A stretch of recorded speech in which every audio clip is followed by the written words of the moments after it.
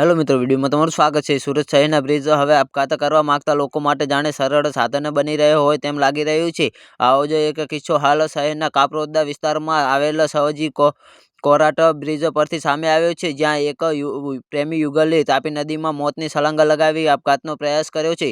ત્યારે ઘટનાની જાણ થતાં જ ઘટના સ્થળે દોડી આવેલા ફાયર વિભાગે નદીમાંથી યુવકનો મૃતદેહ બહાર કાઢ્યો છે, જ્યારે યુવતીની શોધખોળ હાલ ચાલુ છે। ત્યારે આ ઘટનાએ હાલ સમગ્ર પંથકમાં ચકચાર મચાવ્યો છે। તો જે હા મિત્રો, હાલ મોટા અને દુઃખદ સમાચાર સામે આવી રહ્યા છે।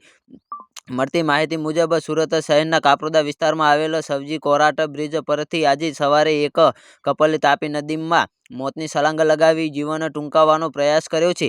આ ઘટનાની જાણ થતાં જ આસપાસના લોકોના ટોળા ઉમટી પડ્યા હતા અને તાત્કાલિક ફાયર વિભાગને જાણ કરવામાં આવી હતી, જેની ઘટનાની જાણ મળતા જ કાપરોડા અને આસપાસના ફાયર સ્ટેશનનો કાફલો ઘટના સ્થળે દોડી આવ્યો હતો। તો જે હા મિત્રો, બાદમાં ફાયરના જવાનોએ નદીમાં આ કપલની શોધખોળ શરૂ કરી હતી, જેમાં કલાકોની મહેનત બાદ હાલ યુવકનો મૃતદેહ મળી આવ્યો છે। જો કે તેની સાથે કૂદનાર યુવતીનો હજુ સુધી કોઈ પત્તો લાગ્યો નથી। નદીમાં પાણીની ઊંડાઈને ધ્યાને રાખીને ફાયર વિભાગ દ્વારા યુવતીની શોધખોળ માટે સઘન સર્ચ ઓપરેશન ચલાવવામાં આવી રહ્યું છે।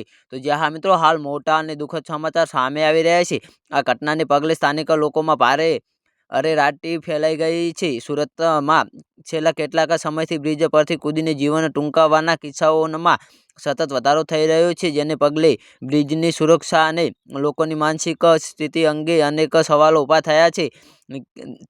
ત્યારે કાપરોડા પોલીસે આ મામલે અકસ્માતે મોતના ગુનાની નોંધ કરવાની તજવીજ હાથ ધરી છે અને યુગલ કોણ હતું તે કયા કારણોસર આ પગલું ભર્યું તે દિશામાં તપાસ શરૂ કરી છે। તો જે હા મિત્રો, આના વિશે તમારું શું કહેવું છે અમારી કમેન્ટ બોક્સમાં જરૂરથી જણાવજો અને ચેનલ પર નવા હોય તો ચેનલને સબસ્ક્રાઈબ કરવા ના ભૂલતા। તો વિડીયો પૂરો જોવા બદલ તમારો ખૂબ ખૂબ આભાર।